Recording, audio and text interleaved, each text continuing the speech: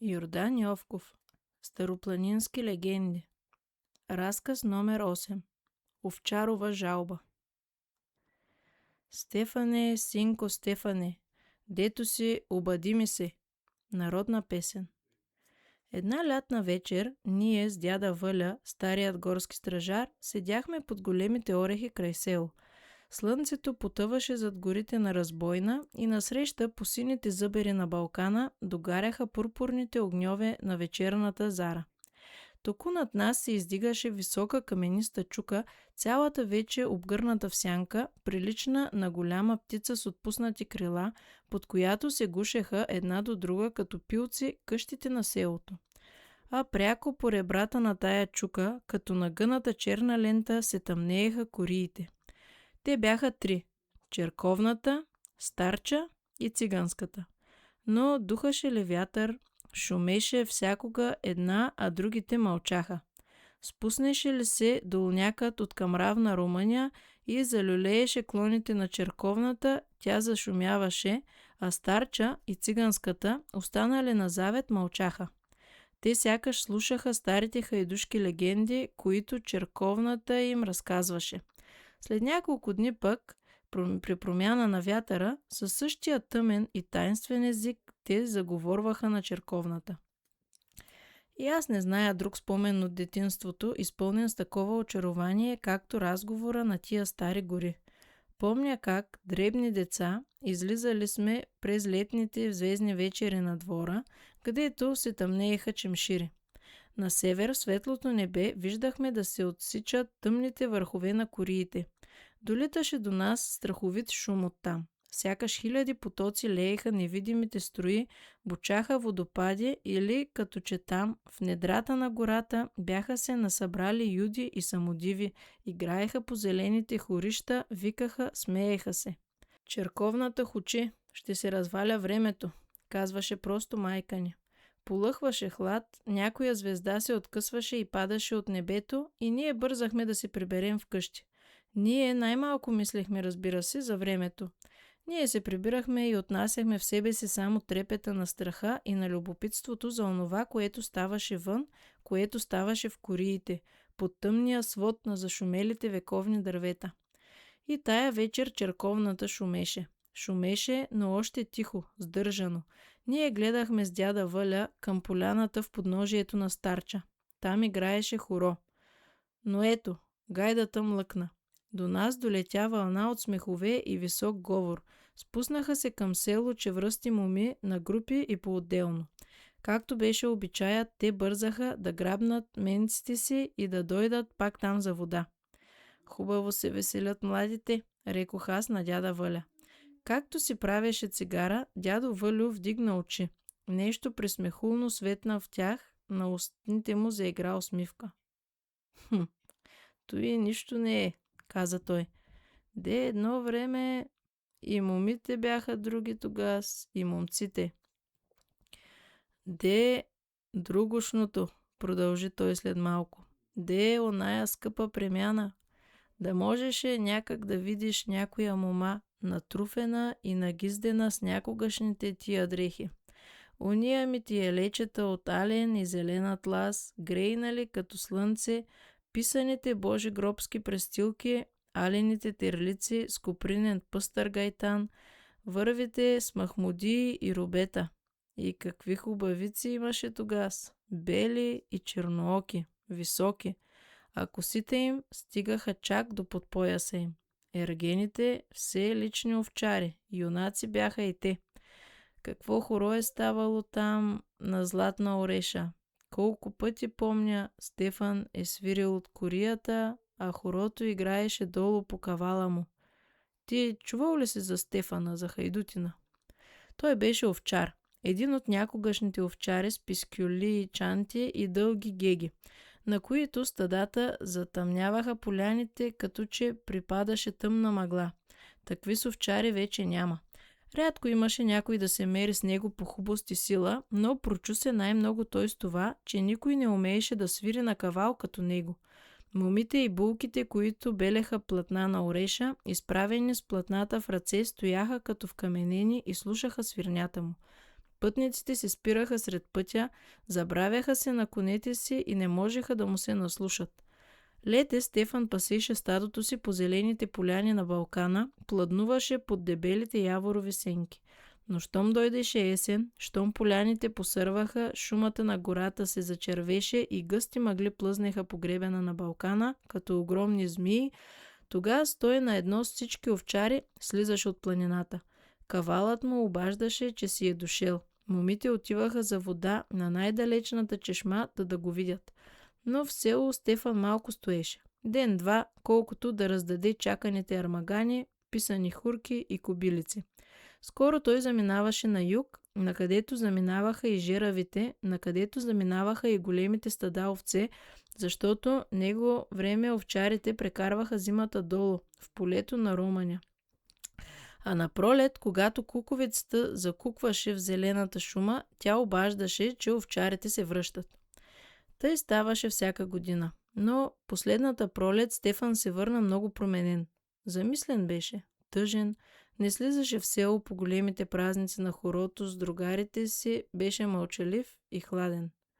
Явно беше, че таи нещо в душата си. Но старият кихая знаеше всичко, знаеха го и другите овчари.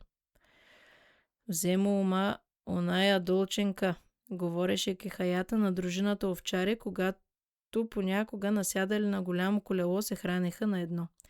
Вземо ума, не ще го биде. Овчарите поглеждаха подир Стефана и се позасмиваха. А той, прав и тънък като топола, метнал беше вече пискюлията чанта през рамото си, грабнал беше гегата и ямурлука си и отиваше подир стадото си. Гледаше час по-скоро да се отдели на страна и да остане сам. Винаги странеше тъй. И често, когато падаше тиха топла нощ, когато пълният месец плуваше пред рой дребни звездици, когато Балканът, загърнат в сребърна мъгла, се изправяше като стена, а горите мълчаха в черни сенки, той, разпръснал стадото си в голяма вита дъга след себе си, вървеше по някой рит и свиреше. Кавалът му не свиреше, говореше. Ту се издигне нагоре-нагоре и затрепти във възторг и радост, ту се огъне надолу и ниско заплаче, зареди. В тия часове капчиците на росата се събираха по тревите и светеха като сълзи. Но ето, Стефан оставяше тая жална песен и започваше друга, весела, за хоро. Ставаше весело навсякъде. Месецът, обърнат вече към гората, се смееше, звездите бързо трепкаха. В глуха дълбока въздишка изпискваше най-после кавалът и млъкваше. Мина лятото и Стефан повече не можа да таи. Когато дойде време да върви в Румъния, той каза на майка си, че ще се ожени за Елена, русокосото момиче на дяда Никола, в къшлата, на когото прекарваха всяка зима. Майка му нищо не каза, но отиде и обади на брата си прочутият и богат чорбаджи Димчо. Негови бяха овцете, които Стефан пасеше. Чорбаджията кипна от яд, развика се и се разгълча, че не иска за снаха боса и лиха селянка.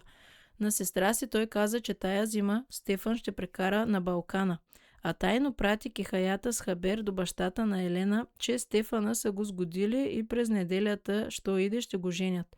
Повярваха хората и кое от болка, кое от срам, още същата зима ожениха Елена за други.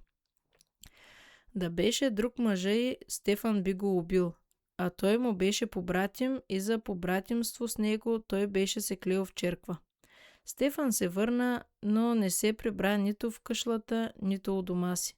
От тогава той се изгуби. Скоро, една нощ, къщите на чорбаджи Димча пламнаха. Не беше тайна за никого, че това е страшното отмъщение на Стефана, че той вече е хайдутин, че се скита наблизо из Балкана с страшни закани срещу вуйча си.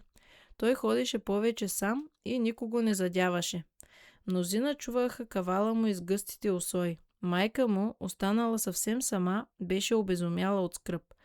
Последните думи на Стефана не й даваха мир. Ти си крива, беше й казал той. Ти ме раздели от Елена. Не искам вече да те видя. Често чула от хората, че Стефан го видели някъде, тя отиваше там, скиташе се по Балкана и нейният отчаян и плачевен вик будеше самотиите. Но Стефан не излизаше. А на други той се показваше. Той слизаше и на хорото дори. Неведнъж, когато на старча се люлееше голямо хоро, из гъстите дървета на корията се зачуваше кавал. Всички млъкват. Сладките звукове на кавала ги завладяват като магия. Моми и момци се споглеждат и се шепнат. Стефане, ей го, с дружина е. И ето отгоре от корията кавалът засвирва на хоро. При тия лудо весели и игриви звуци никой не може да се удържи. Лицата светват усмихнати, ръцете сами се подават и в миг се залюлява чудно хоро. Хоро без говор, без шум. Очите са наведени, всички заслушани в кавала, играят мълчешката. Чува се само равномерният отсечен тропот. Звънят само гривни и гердани. Жално изписква кавалът и млъква. Всички с въздишка устремяват очи нагоре, гдето между големите дървета се губят няколко сенки. Из селото бързо се разнасяше мълвата. Стефан дохождал, Стефан свирил на хорото, дочуваше и тя, злочестата му майка. И когато последните моми и булки се прибираха от чешмите по стръмния баир към кориите, пристъпваше черна сянка. Това беше майка му. Момите се спираха и чуваха да долита до тях сърцераздирателният и вик, който заглъхваше в тъмнината и в шума на кориите. И когато в хладната сутрин на другия ден Стефан и другарите му се събуждаха под кръстати буки, под които бяха прекарали нощта, далеч по голите си пей те виждаха да крета жена. До тях достигаше слаб, покъртителен вик. Стефане, пак майка ти. Излез, покажи и се най-после, майка е.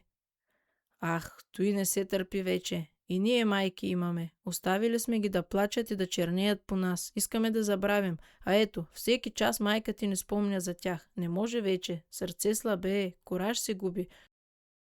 Стефане, голям грях ще сторим. Ще хвърлим. Майка ти ще убием. Те говореха суровите и мрачни хайдути, чието корави сърца дори бяха трогнати. Но Стефан не чуваше. И все тъй, подпрял глава на ръка, стоеше замислен и тъжен. Наскоро след това той се изгуби. Майка му никога не узна къде е самотният му гроб. Дядо Вълю свърши разказа си. Замълчахме и двама и станахме да си ходим. Припадна здрач. Душата ми беше препълнена с картините на чудния разказ. Черковната глухо шумеше. И мене ми се струваше, че виждам приведената фигура на майката да пълзи по сипеите, стори ми се, че чувам отчаяния и вик. Черковната шумеше. Сякаш тя разказваше скръбната и горка повест на Овчаровата тъга. Край.